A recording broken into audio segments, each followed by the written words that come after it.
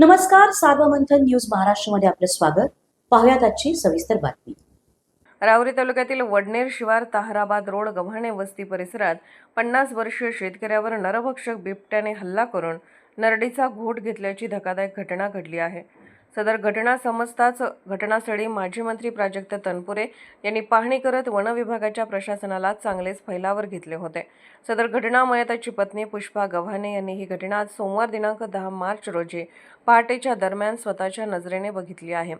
तालुक्यातील वडनेर ताराबाद रोड गव्हाणे वस्ती परिसरात शेतीची मोटर चालू करण्यासाठी गेलेल्या 50 वर्षीय शोभाचंद बोजी सीताराम गव्हाणे यांना मक्यामध्ये दबा धरून बसलेल्या नरभक्षक बिबट्याने गव्हाणे यांच्यावर हल्ला करत नरडीचा घोट घेतला. बिबट्याने मोठ्या प्रमाणात त्यांच्या धडापासून शीर वेगळे केल्याचे निदर्शनास आले. बिबट्याच्या हल्ल्यात ठार झालेल्या शोभाचंद बोजी सीताराम गव्हाणे यांच्या पश्चात पत्नी, एक मुलगा, 2 मुली असा शेतकरी परिवार आहे.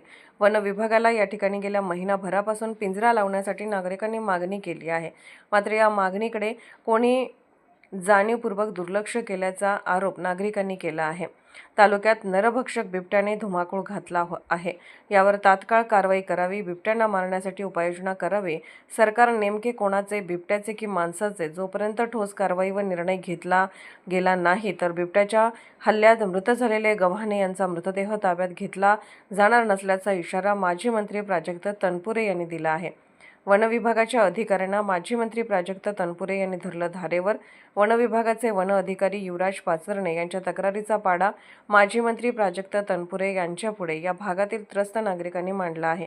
युवराज पाचरणे हे नागरिकांच्या समस्या समजून घेत नसून ते येणाऱ्या नागरिकांना मोठ्या प्रमाणात त्रास देत असल्याचाही आरोप नागरिकांनी यावेळी केला आहे. तर माजी मंत्री प्राजक्त तनपुरे यांनी वनक्षेत्रपाल युवराज पाचरणे व उपवन संरक्षक गणेश मिसाळ यांना चांगलेच धारेवर धरले. सार्वमंथन न्यूज महाराष्ट्र, राहुरी, अहिल्यानगर. सार्वमंथन न्यूज महाराष्ट्राला लाईक करा, शेअर करा, सबस्क्राईब करा.